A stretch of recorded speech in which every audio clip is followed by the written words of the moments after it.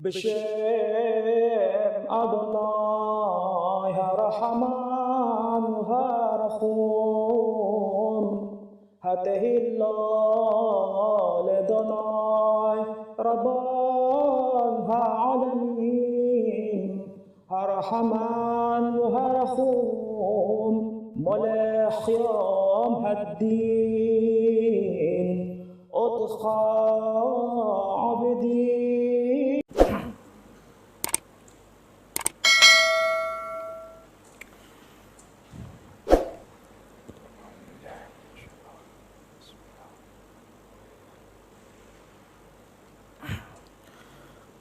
Assalamualaikum warahmatullahi wabarakatuh.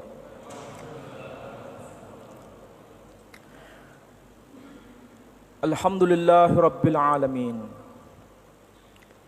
Alhamdulillahilladzi arsala rasulahu bil huda wa dinil haqq liyudhhirahu 'alad dini kullih wa kafaa billahi shahida.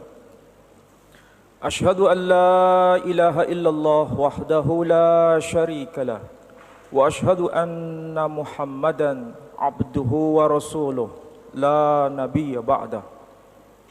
Allahumma salli wa sallim wa barik ala habibina wa nabiyyina wa maulana Muhammad wa ala alihi wa ashabihi wa sallama tasliman katsira. فيا أيها الحاضرون أوصيكم ونفسي بتقوى الله فقد فاز المتقون. قال الله تبارك وتعالى في القرآن العزيز أعوذ بالله من الشيطان الرجيم بسم الله الرحمن الرحيم. بسم الله الرحمن الرحيم. لإيلاف قريش إيلافهم رحلة الشتاء والصيف فليعبدوا رب هذا البيت الذي أطعمهم من جوع وآمنهم min khawf. Sadaqallahul azim. Saudara-saudara, Bapak Ibu sekalian, marilah kita pada ba'da maghrib ini menghaturkan puja dan puji syukur kita kehadirat Allah Subhanahu wa taala. Sampai hari ini kita diberikan kemampuan untuk hadir di majelis ilmu. Mudah-mudahan kehadiran kita semua mendapat rahmah dari Allah Subhanahu wa taala. Saudara-saudara sekalian, sebagaimana tema yang tadi sudah disampaikan, pada hari ini kita akan bicara lebih serius untuk menguatkan iman kita kepada Nabi kita Muhammad sallallahu alaihi wasallam.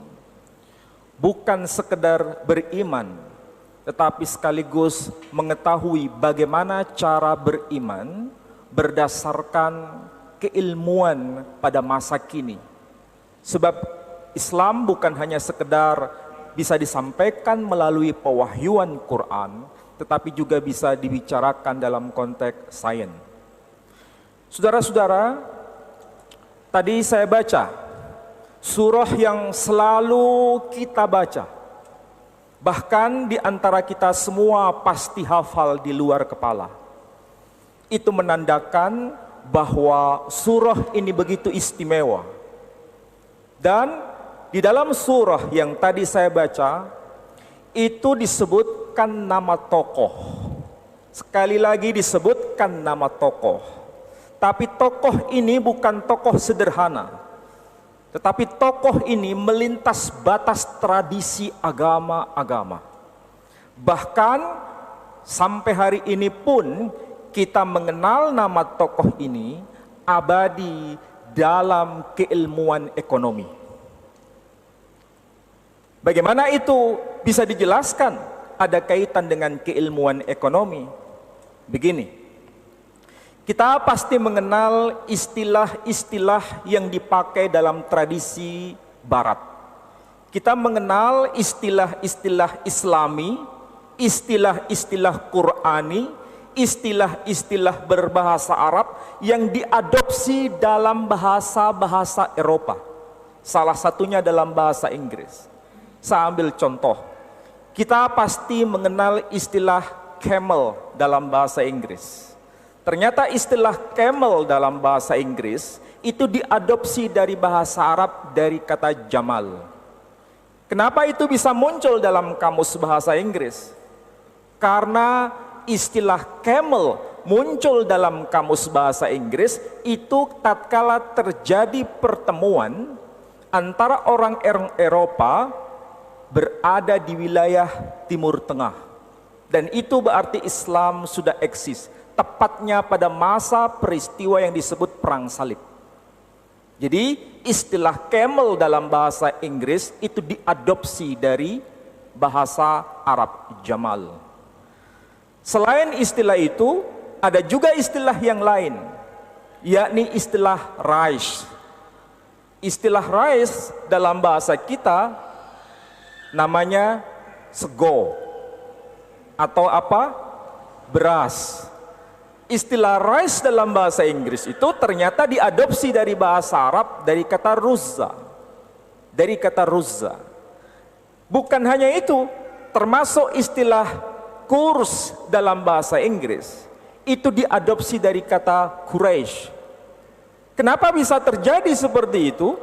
Karena istilah-istilah dalam bahasa Arab itu diabadikan dalam tradisi bahasa Latin. Bahasa Latin itu bahasa yang dipakai di wilayah Eropa, kemudian itu menjadi ujung tombak lahirnya bahasa-bahasa Eropa, salah satunya bahasa Inggris, dan istilah Quraisy diadopsi menjadi istilah ekonomi yang saya sebut dengan sebutan kurs itu. Dan kita tahu kalau bicara mengenai Quraisy, suku Quraisy itu terkait dengan perdagangan. Dan Quran sudah memberikan isyarat itu sejak awal. Makanya kalau kita baca surah yang disebut surah Quraisy, namanya saja surah Quraisy, itu menandakan suku Quraisy bukanlah sekedar suku biasa, tetapi dia menguasai ekonomi pada zamannya. Sehingga nama itu abadi sampai hari ini. Bahkan bukan hanya terekam dalam Quran istilah Quraisy ini, tetapi juga terekam dalam inskripsi. Kalau saya sebut inskripsi, ada yang bingung atau ada yang paham? Inskripsi itu tulisan yang ada di atas bebatuan, dan batu itu sampai sekarang masih dapat kita lihat di wilayah Yaman. Dan itu muncul sebelum munculnya Islam. Nama Quraisy abadi dalam bentuk tulisan-tulisan kuno. Dan tentu saja ini merupakan kewajiban bagi generasi muda untuk belajar dalam konteks keilmuan seperti ini.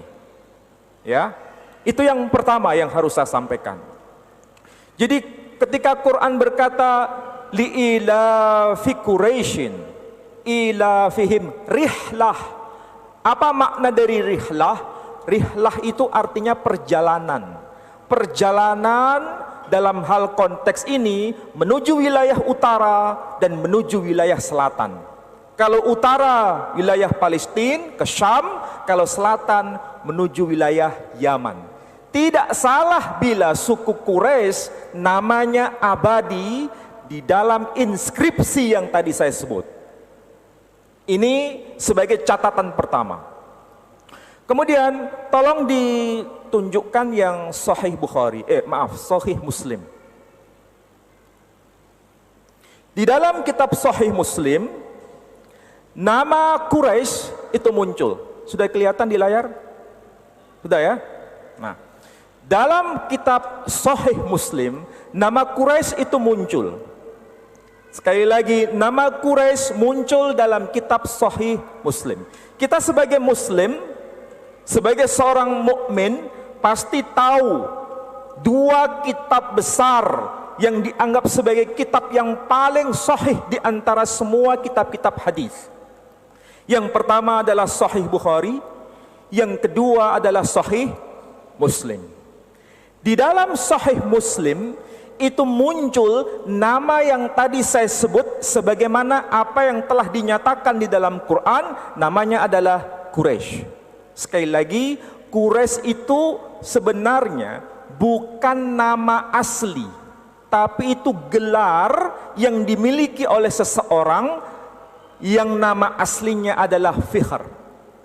Nama aslinya adalah Fihr. Gelarnya lebih populer. Maka nama Quraisy abadi di dalam Quran karena menunjukkan popularitasnya dalam hal zaman itu. Apa yang termaktub di dalam Sahih Muslim? Saudara-saudara, saya kasih tahu. Dokumen tertua. Kalau saya sebut dokumen tertua itu berarti dokumen yang paling kuno. Yang menyebut nama Quraisy itu bukan di dalam kitab Sahih Muslim. Kenapa saya katakan begitu?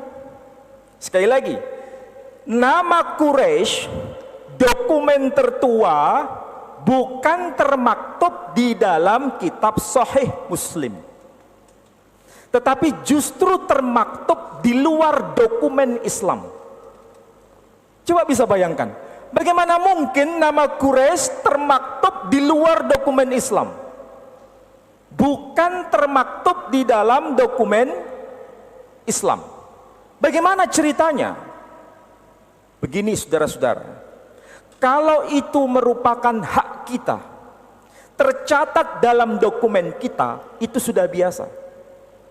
Tapi kalau sesuatu itu adalah hak kita, terdokumentasi di dalam dokumen di luar milik kita, itu baru luar biasa.